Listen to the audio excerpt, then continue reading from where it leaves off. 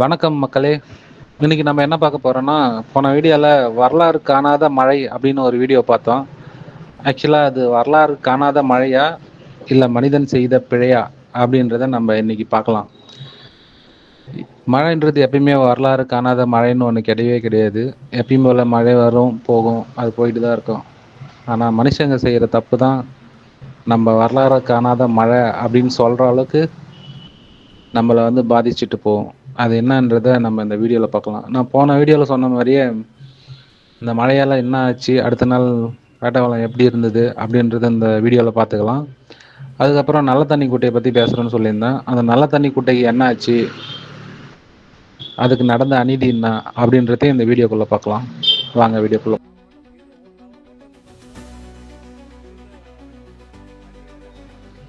எங்கள் ஏரியாக்குள்ளே வெள்ளம் வர காரணம் இந்த இடம் தாங்க. இந்த இடத்த பார்த்தீங்கன்னா, இது பெரிய ஓடை. இவ்வளோ பெரிய ஓடையை இந்த 2 சின்ன பழுப்பை வச்சு மூடியிருக்காங்க. இந்த 2 சின்ன பழுப்புக்குள்ளே எப்படிங்க அவ்வளோ பெரிய தண்ணி உள்ளே போகும்?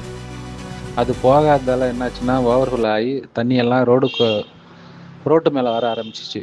அந்த ரோட்டில் வந்த தண்ணி தான்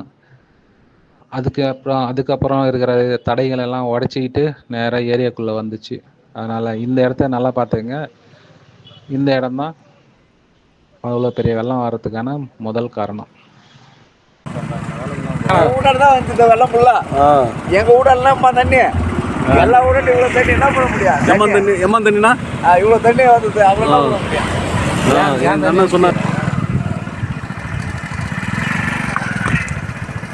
ரோட்டெல்லாம் ஜல்லி மண்ணெல்லாம் அடிச்சு போய் தண்ணி விட்டுக்குது.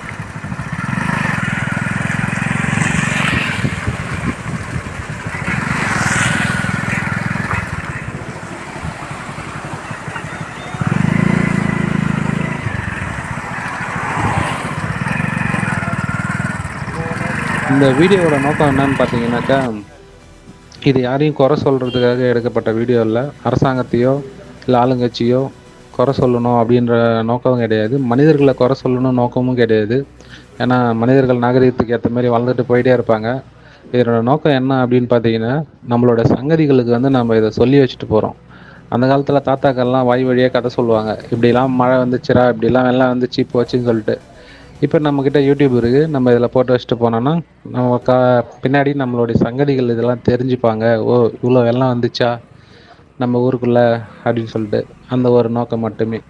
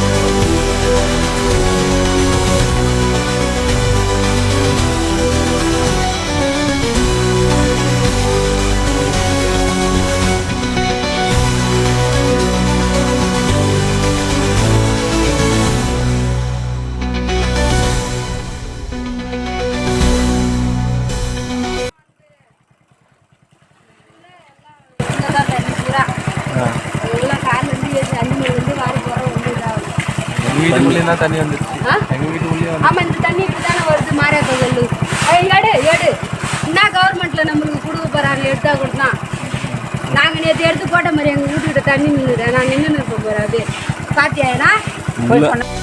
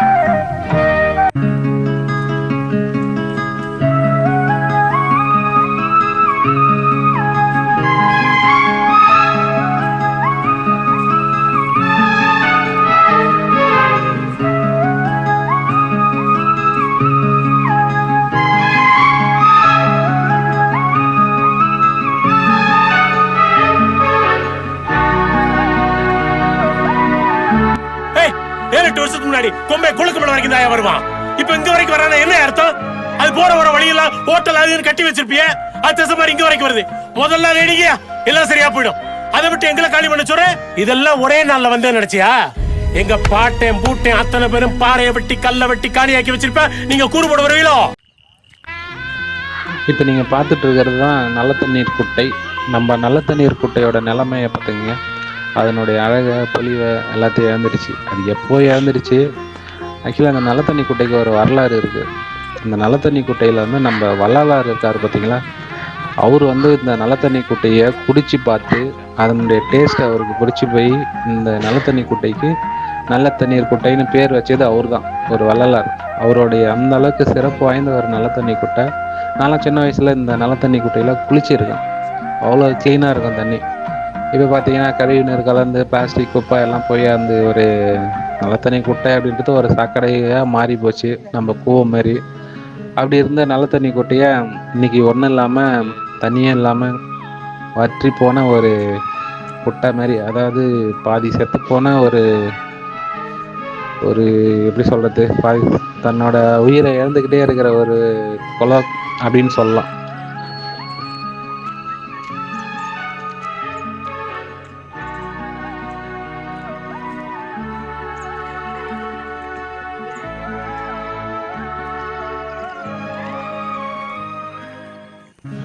இந்த நல்ல தண்ணி குட்டைக்கு ஏற்பட்ட முதல் அநியாயம் என்னன்னு பார்த்தீங்கன்னாக்கா, இந்த மலைக்கோயிலுக்கு ரோடு போட்டாங்க. ரோடு போடுறது நல்ல விஷயந்தான், நிறைய பேர் வாக்கிங் போயிட்டுருக்காங்க. இன்றைக்கி மனுஷனுக்கு பயனுள்ள விதமாக அந்த ரோடு இருக்குது.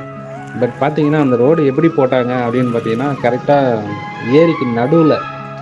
யாருமே ஏரி மேலே வீடு கட்டக்கூடாது, குடியிருப்பு பண்ணக்கூடாதுன்னு சொல்லிட்டு சொல்கிறாங்க. ஆனால் ஏரிக்கு நடுவில் இந்த ரோடை கொண்டாந்து போட்டாங்க. இந்த ஏரிக்கு நடுவில் போடாமல் இதை கரெக்டாக அதனுடைய பரப்பளவுன்னா இதை சுற்றி அந்த ஏரியை சுற்றி கரையோரமாக இந்த ரோடை போட்டிருந்தாங்கன்னா இன்னும் பர்ஃபெக்டாக இருந்திருக்கும். ஏரியோட தண்ணியோட அளவு அதிகமாக இருந்திருக்கும். தண்ணியோட அளவு நம்மளுக்கு அதிகமாக இருந்துச்சுன்னா நம்மளுக்கு வந்து நிலத்தடி நீர் நம்மளுக்கு நிறைய கிடைச்சிருக்கும். இப்போ ஏரியை வந்து பாதியாக சுருக்கிட்டாங்க. நடுவில் ரோடு போட்டதால் அந்த பக்கம் இருந்த புறம்போக்கு நிலம் அப்படியே தான் இருக்குது. இந்த பக்கம் ஏரி வந்து பாதி ஏரியா மாறிடுச்சு. அதனால் தண்ணி அதனால் முழு கொள்ளளவு அதனால் தாக்கு பிடிக்க முடியல. அதனால தான் இந்த ஏரி வந்து முதல்ல உடஞ்சது. தண்ணியோட அளவு தாக்கு பிடிக்க முடியாமல் போனது. அதுக்கப்புறம் நான் ஃபஸ்ட்டே சொன்னேன் பார்த்தீங்களா, பெரிய ஏரிக்கு போக வேண்டிய தண்ணி நல்ல தண்ணி குட்டைக்கு வந்தது. ஏரிக்கு போக வேண்டிய தண்ணி குட்டைக்கு வந்தது. குட்டை ஏற்கனவே இருக்கிற கொள்ளளவு பாதியாக குறைச்சி நடுவில் ரோடு போட்டாங்க. ரெண்டுத்தையும் தாங்க முடியாமல் ஏரி உடஞ்சது. அப்போவும் ஏரி உடஞ்சிருக்காது. ஏரியை தூர் வரும்போது ஒரு இடத்துல உடச்சி தண்ணியெல்லாம் வெளியேற்றினாங்க புதுசாக. அதை திருப்பி அடைக்கும் போது அது ஒழுங்காக அடித்தாங்களா இல்லைன்னு தெரியல, கரெக்டாக அதே இடத்துல தான் உடஞ்சிட்டு போயிடுச்சு. இதெல்லாம் மொத்தமாக சேர்ந்து நம்ம நல்ல தண்ணி குட்டையை வந்து ஒன்றும் இல்லாமல் ஆயிடுச்சு. இன்றைக்கி தண்ணி இல்லாமல் போயிடுச்சு. இது யாருக்குமே பெரிய விஷயமா தெரிய மாட்டேங்குது. இன்றைக்கி நம்ம குட்டையில் தண்ணி இல்லைன்னா அதுக்கு பின்னாடி இருக்கிற விவசாய நிலத்துக்கு தண்ணி கிடைக்காது. நிலத்தடி நீர் கீழே போயிடும்.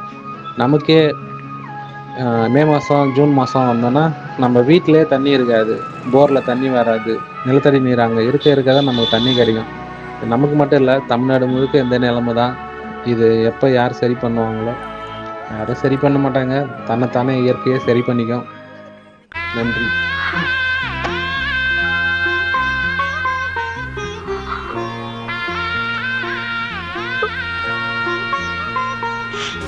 எல்லாம் அவன் பார்த்துப்பா. ரொம்ப நன்றி.